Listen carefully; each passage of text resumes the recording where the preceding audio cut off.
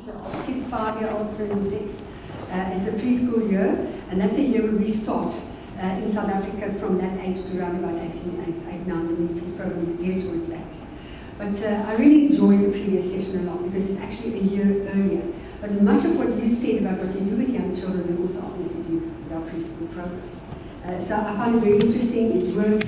The storytelling, the role play, the variation in activity is very important. Book work, practical work, working with big pieces, moving physically on the chessboard, mat, those kind of activities for young children is also included in the miniatures. I know it works very well. So I really enjoyed it a lot, and I think there's a lot we can actually learn from each other. I'm very excited about this conference. I'm learning a lot, and it's great to have an opportunity to talk to people from all over the world and see things that work there. And I really appreciate that. I just wanted to say that. Thank you very much. I don't have much of my stuff here now, but what we found in South Africa, being busy with more than 20 years with the mini chess program in South Africa, obviously we've got a lot of teaching ideas. And obviously it is age specific. So depending on the age that you will be working, you'll use different ideas. Very important. So with the young ones, we use a lot. I've got weeks. We've got a teacher aid pack that we give our teachers in our program. We've got more than about 1,300 teachers in South Africa. School teachers being paid by the school. School salary, real trained teachers doing the mini chess program in South Africa. And we each give them training, and we also give them a teacher aid pack. And obviously it was too bulky for me to bring on the plane. But in there, there's a sword, there's a shield, there are crowns, there are wigs. And I can promise you, if you want to teach kind of kids different aspects and you use these, you wear these things, you've got all their attention. This is a very funny thing. If you come into a classroom with a wig on your head, I'm telling you, you've got every child's eyes on you. You've got full attention. Little things that works extremely well. Like if you want to teach the concept of the center, the middle of an area. And it's also a spatial concept, but it's also about chess. Because isn't it, you'll never be a good chess player if you don't have a visual perception of the chessboard. If you can't visualize the chessboard, the spatial, the areas on the chessboard, it's part of also chess training, but initially it's also part of maths training, it's also part of development of mental capacity. So we do all those things. Like for instance, when we learn about the chessboard, we learn about the right and the left side, the center of the chessboard and so on, and we do it three-dimensionally concrete. So we go with the kids outside, and I'll put on a wig, or I'll even blindfold myself, and they have to direct me to the middle, three-dimensionally concrete. That kind of learning experience, and they do. So I will walk forward one step, and a little bit to the right, ma'am, and so until you get to the middle. And then you put your things there, and you measure.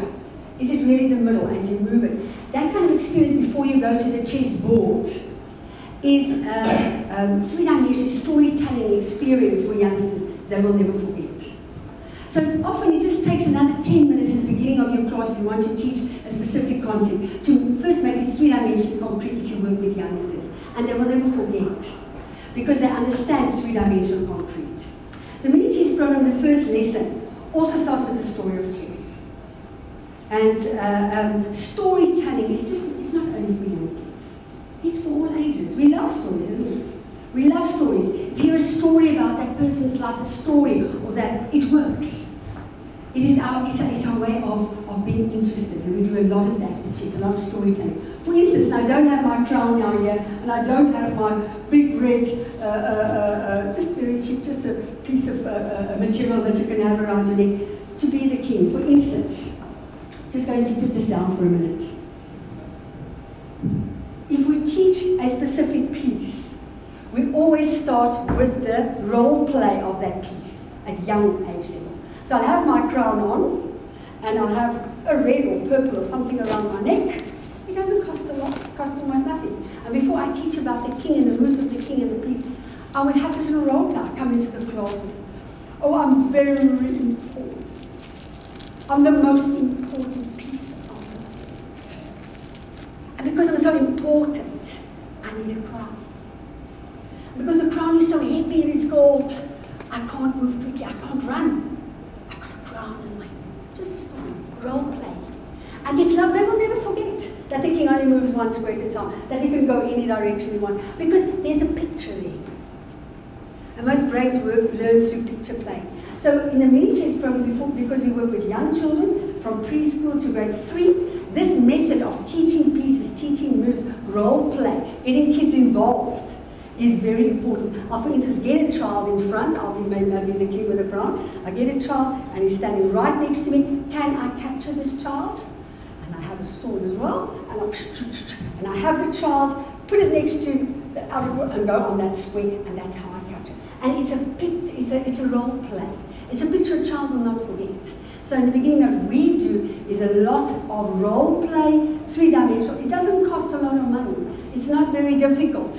And it doesn't take a lot of your time in your class as well. It takes a very short time, but you've got everybody interested. And the picture's there. So the first thing I wanted to say that we do a lot because of the young age group we work in is role play. And I think it also works for older kids. They love it. So you have to be a little bit of a drama, And when we learn about the pawns, for instance, we've got a fantastic, in our teacher aid pack, we've got the lid of the box, actually has a handle at the back, and it's actually a shield. So we learn about the pawn. We've got the shield in front and the sword. And this is how the pawn moves, isn't it? With straight legs. Why straight legs? Because he can never go backwards. And he can't go sideways. And the kids do it with us. You know, little things, simple things, that makes it very concrete. And because of this big shield, the pawn can't attack forward.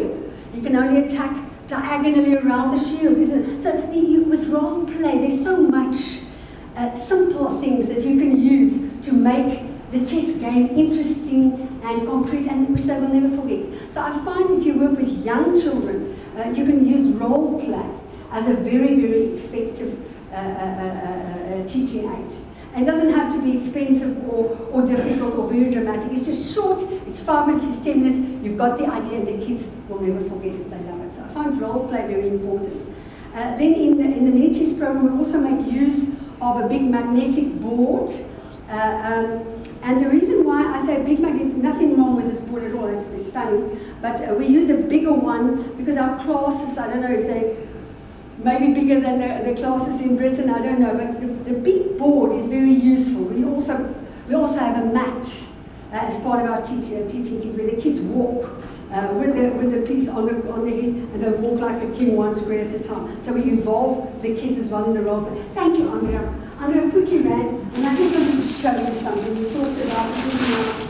Very, very cheap and very simple. See my crown? It's just very, very, it's almost nothing. It costs nothing. It's all the way from China. So no problem there. And we just not right down here. We just get it in here. And if you come into a class, and the kids love to wear it as well and move like, because, I mean, it's so much more better if you teach it like this. And it costs almost nothing. I just want to show you, it's just a picture. And little things that doesn't, it's not difficult to use. Little crowns, I mean, it's very cheap. And we use these tools and role play. I just want to go back now one step because we actually finished the concept of role play with young children. Just to show you this, for instance. If I'm a king now, ma'am, quickly come. Come stand next to me. Can I take a picture now? Yeah. You are going to come. I'm teaching them the concept of check, the king's in danger. You've got a sword, and you're attacking me, I'm the king. Put it here. Oh, I'm in check, I'm in danger. Do you understand it? It makes a picture.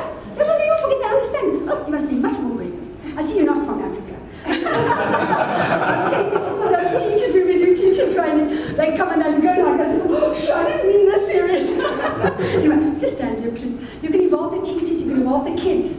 They will never forget it. I'm talking about easy, cheap things, simple things to make it very exciting, and the kids love it. So please attack me again. Check. See, I'm in check. Now, there's only 3 ways for me to get out of check. The one is either me or one of my soldiers has to remove this attacker. So, and I make a drama, usually it's a very small child, and I can remove the child and I'm safe. I'm out of check. Or, attack me again, I'm in check, the king is in check, and I get another child that will come and block the attack, will jump in, and the child will come in, he will take the attack, and I am safe. You understand what I mean? It's so easy to take, because often kids get confused. There's only 3 ways of getting out of check. The minute you've made it, will take you less than 10 minutes. The minute you've made it a drama, they will never forget it. Yeah, I'm just showing the power of role play with very yeah,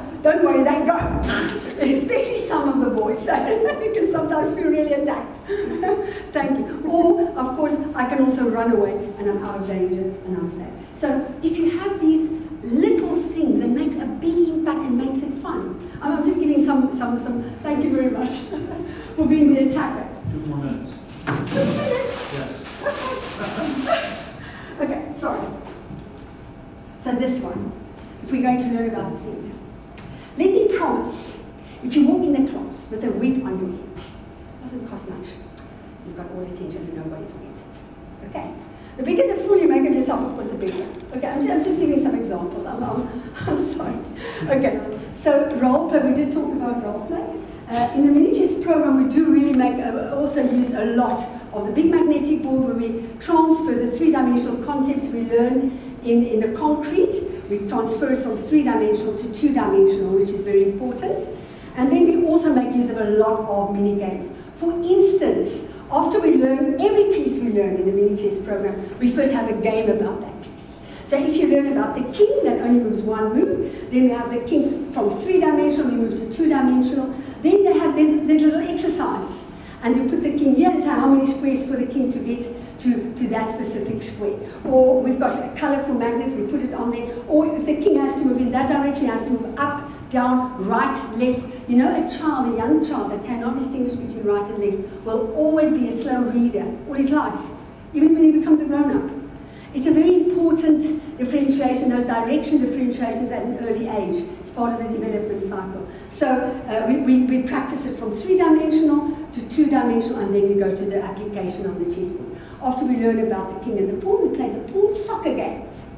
And we do it first on the big board. We put the pawns and the pieces in, the kids themselves can be the kings. And they must push their pawns. If a pawn reaches the other side, it's a goal. Something like that. Not yet promotion, not yet en passant, not yet all those moves. Just to get them moving, and they love it. After we learn about the knight, there's a hungry horse. It's again, a lot of planning, a lot of strategy, and so on. So we, in the mini chess concept, start, and I'm just more talking about the level 1 now, we start with young children. Because of that, we use props, cheap and easy props. We make it themselves. It doesn't matter. You can have a crown, you can make it yourself. And we make use of role play, 3-dimensional body movement, put it over onto a mat chessboard, very much with my Israeli friends. I think we're very much linked, and then onto the magnetic board before we get to play. I just wanted to mention that my time is very, very much up, and I wanted to actually show you a video, which we won't have time now, maybe another time. How we use the big magnetic board with the magnetic squares to teach multiplication, division, graph reading, adding, subtracting. We do it all with the colourful magnets, and we include the kids. So we've got a big magnetic square, and the magnetic squares, they fit onto the magnetic board in the mini chess, part of our teacher kit. And so the one child will come and say, I've got 1 blue square, and he puts it at the bottom of the column. And then his friend will come and say, I've got 3 orange squares, 1, 2, 3, and he puts it on. And it makes the concept of adding visual and concrete, and children know what they're doing. Or the one child will come and say, I've got 3 yellow squares, and he puts it next to the 1. And we say, oh, this is 1 times 3, and it's 3. Oh, I've got 3 red squares, and he puts it next to the 2, and say, oh, this is 2 times 3. And we can't say it's 6. And we make all mathematical concepts very concrete this way. And that is why teachers love our program.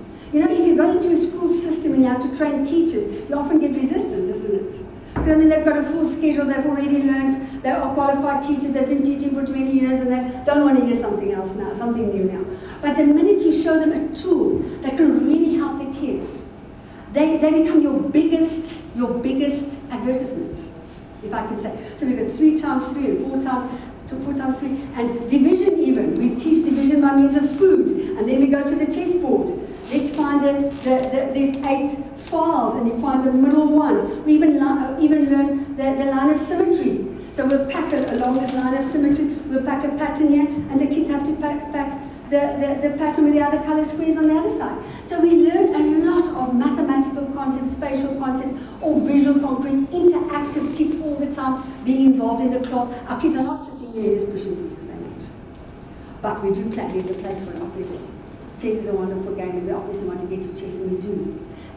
So by the 2nd level, the kids know all the rules, they know notation, they know they can checkmate and so on. And by the 3rd level, our kids are also doing the tactics and opening traps and so on. The last point, if I can just say, in the mini chess program, what I find for ourselves, I don't know your experience from that, is I find often that kids, even grown-ups that play chess, they don't have often a knowledge of the chess world out there. It's just this chess here. And the world out there is not part of it. So what we include in the mini chess program is the stories of chess. And one of the stories of chess, for instance, apart from the first story we tell where chess comes from in India, and we count the rice on the squares and everybody's involved with this person went to tell the king about the chess, whatever the legend. And but like for instance, one of the legends is the Lewis chess pieces here in the British Museum. Made of walrus ivory of Viking origin, and we show them. So the stories of chess and the legends of chess is part of our program, and kids love it. So they never know when they come to class. Is it going to be a story? Is it going to be a drama? Are we going to play? Are we going to do something on the big board? That keeps it interesting to them. So I'm sorry that I don't have all my kit here, and I could speak much longer, but I know it will be wrong. It will be a problem. Are there any questions? Time for one question. Was it helpful? Sorry. Simple, simple, pure, and easy. Good luck and enjoy. That's all I can say. Thank you very much. Thank you.